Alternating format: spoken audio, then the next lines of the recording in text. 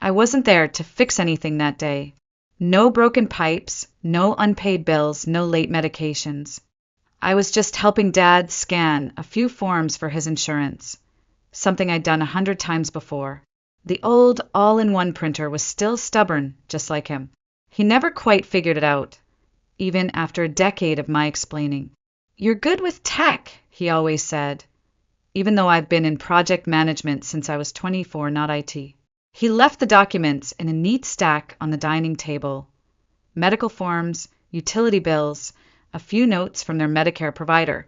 Then I saw it, cream-colored, thick, labeled in Mom's handwriting. Estate plan, final copy. I paused. I wasn't supposed to open it, I knew that. But just last week, I'd paid their $2,178 property tax bill without a single word. Today, I was going to pick up their blood pressure meds after work, just like always. So yes, I opened it. The language was sterile, legal, and absolute. The house, fully paid off. Retirement accounts. A modest but stable life insurance policy. All of it, everything, was designated to one name, Brandon Harper. My younger brother, 29 years old, unemployed, still living at home. The same Brandon who dropped out of college twice and tried music for 3 years, which meant posting unwatchable clips on YouTube from the garage. His videos never broke 300 views, but Mom called him creative and Dad always said, he just hasn't found his path yet. Meanwhile, my name, Natalie Harper, appeared once. One sentence. We love both of our children equally and trust them to care for one another. That was it. No mention of the money I'd wired for their furnace last winter. No line about the late-night calls to help them navigate their insurance. Not even a thank you. Just nothing.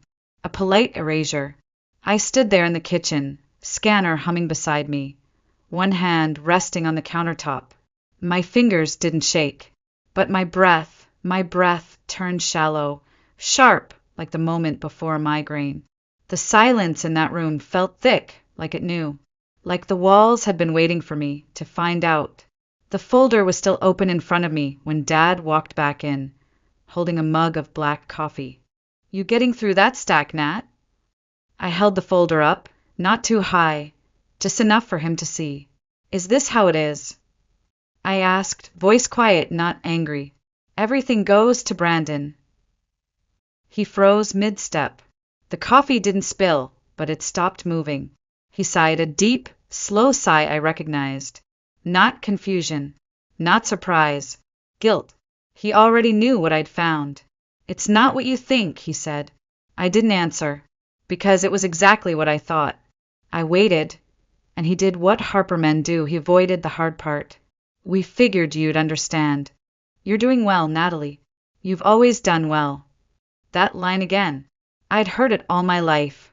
It was their favorite excuse when they didn't want to explain something.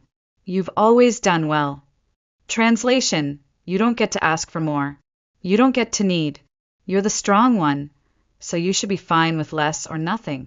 I closed the folder, left it right there on the table. Then I walked out to the porch for air.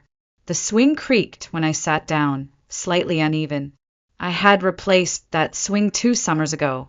Same week the deck railing cracked, and Brandon said he was between jobs again. I paid the contractor up front, told them not to mention my name to Mom, because back then I thought protecting their dignity was more important than my bank account. I sat still and watched the wind stir the tall oak tree across the lawn. Brandon once carved his initials into that tree with a girl named Hallie. She was from his second high school. I wonder if he even remembers her. Or the fact that I paid $800 to trim that tree after the last storm nearly split it down the middle. I wonder if they ever noticed what I gave up.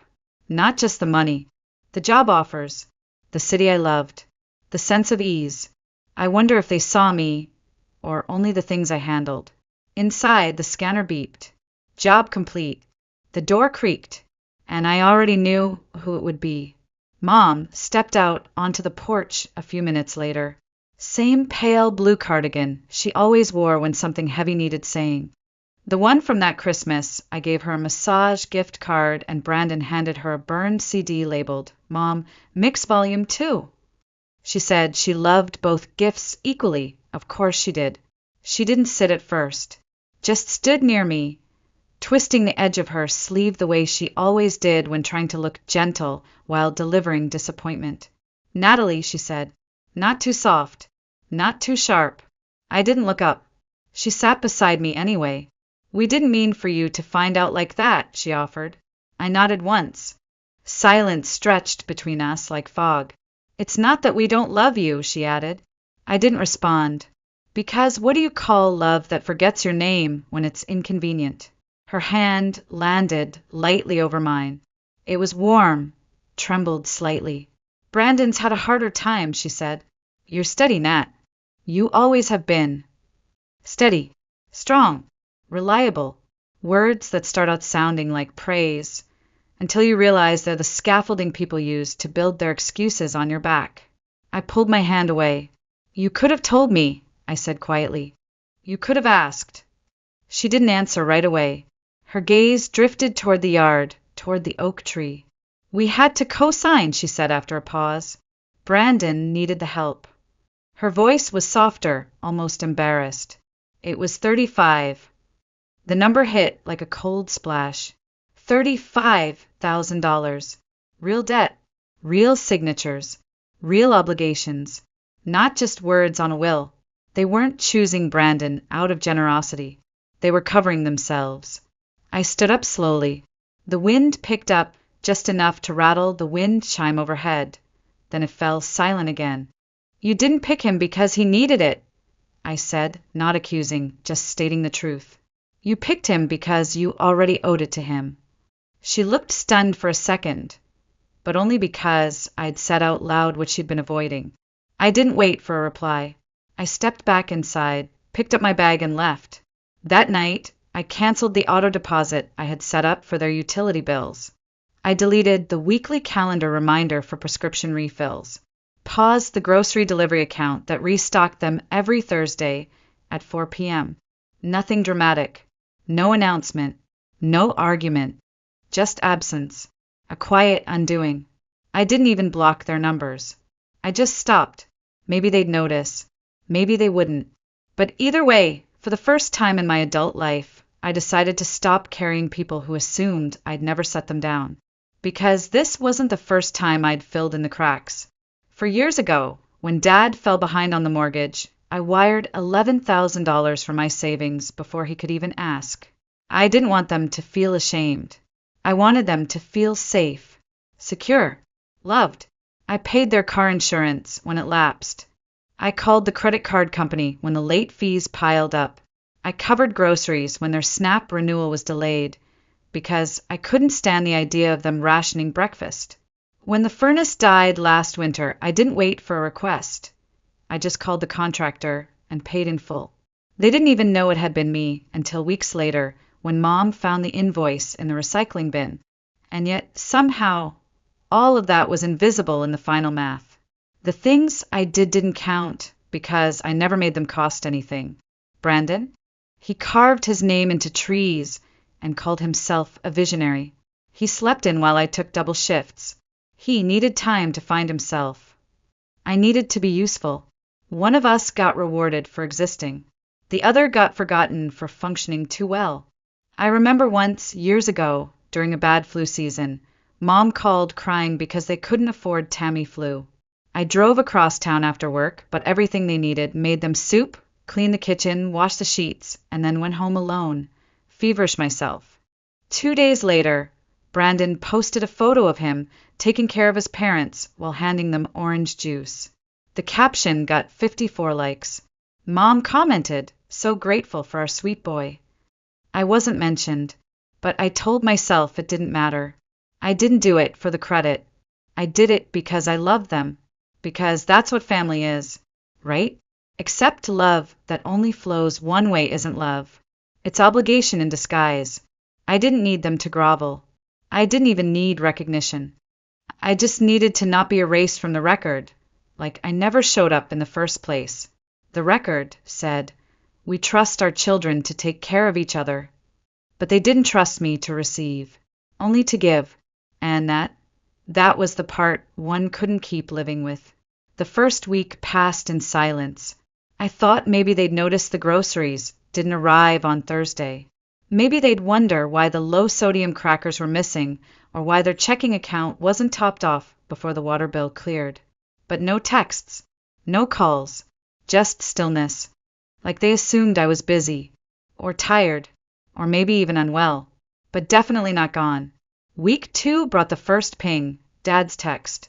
Water bill came in higher this month. Can you check the balance? I stared at the screen, let it sit unread.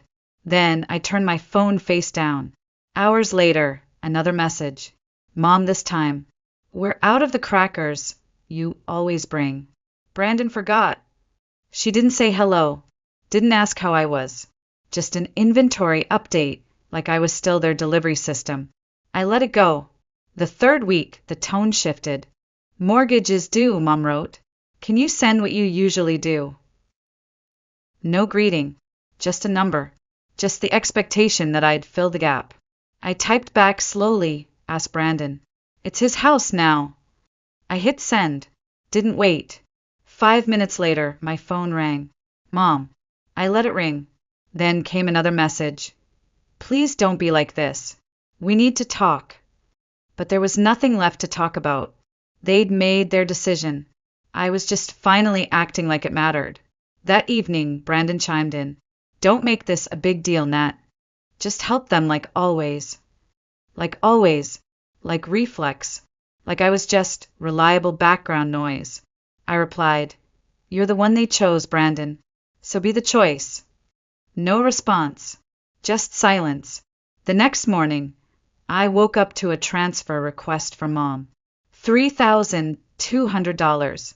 Exact amount of the overdue mortgage and penalties. No message. No note. Just the number. I declined it. 1 minute later, the phone rang again. Then again. Then again. And finally a message from Dad. You'd let your parents go homeless? I almost laughed. They weren't homeless. They were just uncomfortable. For the first time, they were living without my cushion. For the first time, they felt the raw wind I'd been shielding them from for over a decade. I turned off my phone, set it face down on the counter. Breathe. They didn't lose me when they wrote me out of the will. They lost me when they assumed I'd keep showing up, no matter how invisible I became. Days passed. The silence grew. And in that quiet, I found something I hadn't realized I'd lost: space. I stopped checking my phone before bed. I stopped shopping for 2 extra people every time I went to the store. I stopped rehearsing explanations in my head about why I was tired, why I was stretched thin, why I couldn't afford a vacation this year. Instead, I sat in my apartment at the end of the day and ate food I liked. I watched documentaries I never had time for. I slept, like really slept. And the longer the silence stretched, the more I realized how loud they'd always been. The requests, the guilt, the coded disappointment, all wrapped in the soft cloth of obligation. But silence never lasts in my family, not when there's blame to pass around. The first hint was a voicemail from Aunt Jean. She never called me, always said she didn't get in the middle of family things. But this time her voice was tight. I'm not taking sides, honey, but your mom's worried sick. Maybe just talk to them.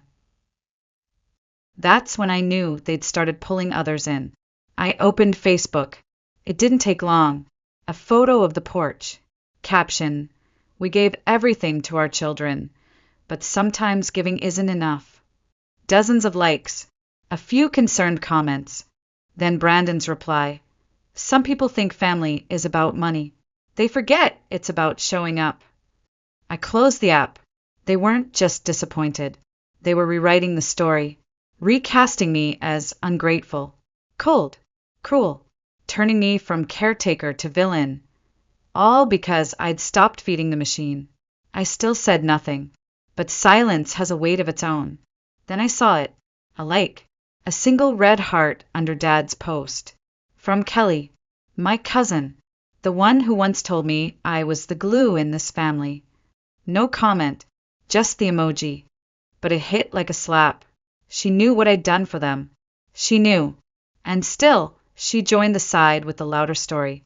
I closed my laptop, sat in the dark, let my hand rest on the table unmoving. For the first time in weeks, something cracked. Not loudly, not visibly, but inside, something shifted. They weren't just disappointed in me. They were erasing me. And maybe they were hoping I'd stay erased. They came on a Thursday.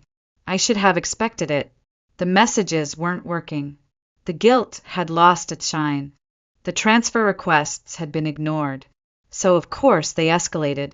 The front desk called at 10:42 a.m. Ms. Harper, your parents are here, and a man who says he's your brother. I stood in the hallway outside my office, staring at the speckled floor tiles as the receptionist kept talking. They said it's urgent. Should I send them up? I took a breath. Slow, deliberate. Please let them know I'm unavailable and that they're not expected. A pause. They said they'll wait. Of course they would. 20 minutes later, my phone buzzed. We're downstairs. Open the door. Then another. We're not leaving until we talk to you. I didn't rush. I finished my meeting, replied to 2 emails, then gathered my coat and headed down. They were waiting just outside the building, huddled awkwardly by the glass entry. Dad stood stiff, like he was holding in a lecture. Mom clutched her purse with both hands, eyes darting between the street and the doorway. Brandon looked like he'd rather be anywhere else. They all turned when I stepped through the door. I didn't speak. I didn't move closer. I just crossed my arms and waited. Danielle, Mom said, except this time it was Natalie. My name. My real name. Her voice already on edge. We need to talk. I looked past her toward the quiet street. A delivery van rumbled by in the distance. I didn't answer. Dad cleared his throat. You'd really let us lose the house over this? I tilted my head. You really thought I wouldn't? His mouth opened, but I raised a hand, cutting him off. You left me out. You handed everything to Brandon. You made your decision, and now you're here, asking for the same help I gave for years, without being asked. I let the silence settle. Mom stepped forward slightly. We thought you'd understand. You've always been strong. I nodded once. You used that as an excuse to forget me. Brandon muttered something. I didn't catch it all. Something about not asking for any of this. I looked at him. But you took it, I said. Didn't you? He looked away. Dad shifted, arms crossing now. Defensive. We fed you. Raised you. You owe us something. I almost laughed.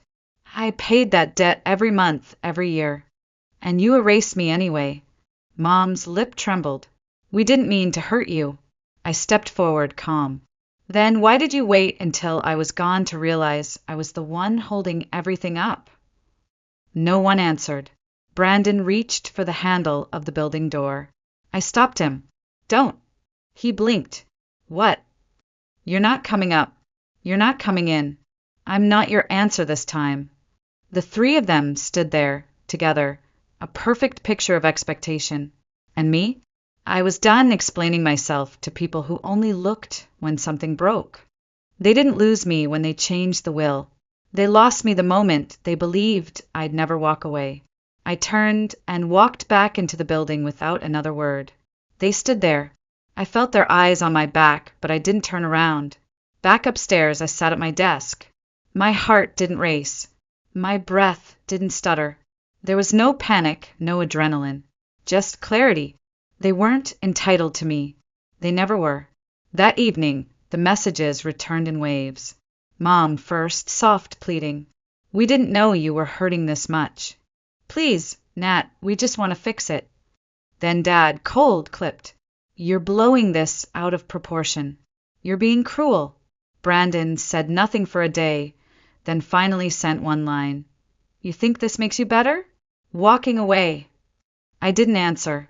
Because it didn't make me better. It made me free. 3 days later, I went for a walk. No destination. Just air. Just movement. The streets were quiet, autumn leaves sticking to the sidewalk. My path curved toward the neighborhood where I grew up. I didn't mean to go there. I just did. The old street looked the same. Cracked concrete, faded shutters. But the house had changed. A for sale sign leaned crooked in the front lawn. The grass was dry, yellowing. The wind chime I once replaced was gone.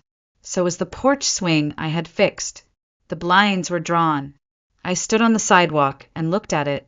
That house never kept me. I kept it. And now it was someone else's problem. I didn't move closer. I didn't need to see inside. I already knew what had collapsed. I reached into my pocket. My phone buzzed once then again. I didn't check it. I already knew the name that would be on the screen. I let it buzz, then stop, then buzz again. I pulled it out. Missed call. Mom. Missed call. Dad. Voicemail. I muted the phone. Slipped it back into my coat. No message needed. I already knew what it would say. I walked home in the cold, slow air of a late October afternoon. Not angry. Not vindicated. Just still. My hands stayed in my pockets. My spine didn't ache. My shoulders didn't curl forward like they used to. That was the first thing I noticed when I stopped carrying the weight. My body changed. I had space inside of me again. Back at the apartment, I poured a glass of water. Sat by the window. The light was gold and fading.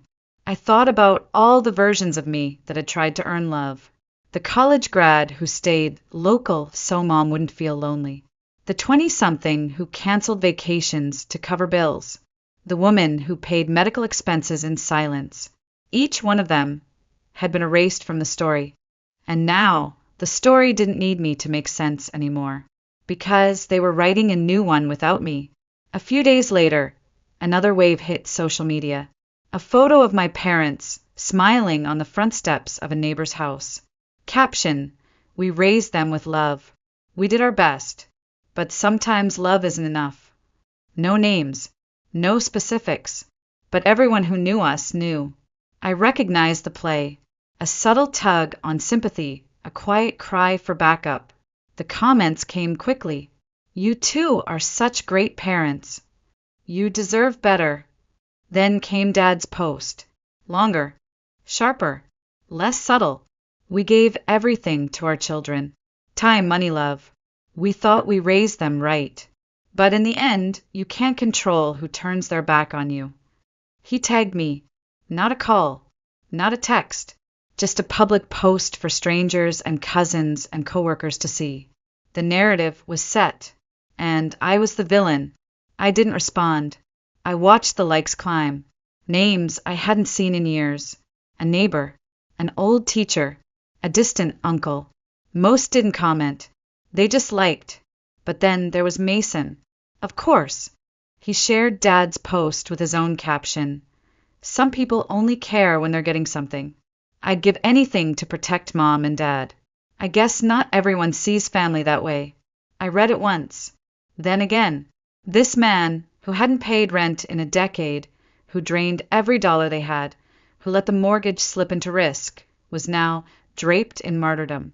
A cardboard hero in a story that made no sense, except it wasn't for me. It was for the crowd. The comments were worse. "You're such a good son." "Your sister should be ashamed." They gave her everything, and she still walked away. They didn't want truth. They wanted someone to blame. And for once, I let them. Because when someone shows up with a version of you that's easier to hate, they're not worth correcting. But the final fracture didn't come from them. It came from Kelly. She didn't comment, just left a heart emoji. That broke something in me I hadn't known was still intact. She was the one who used to sneak me lemon bars during family reunions when no one noticed I hadn't eaten. The one who once whispered, "You're the glue in this family." But glue gets used. It gets dried up and thrown away when it stops holding everyone else together. That night I didn't cry. I just stopped checking, stopped logging in, stopped explaining. They could keep their version. I had mine, and mine came with silence. The next week, an envelope arrived. No return address. I opened it. Foreclosure notice. Copy only. Not addressed to me. But the house number was unmistakable. 115 Valley View Drive. I flipped the paper over, stared at the blank side, then scribbled one line in pen. Maybe you should have left it to someone who could manage it. I didn't send it. I didn't need to. They were already learning. And I was already somewhere else. The final time I passed the house, the porch was empty. The swing gone. The shutters cracked. A pile of damp newspapers lay against the front door. There was no rage in me, no grief left to ring out, just distance.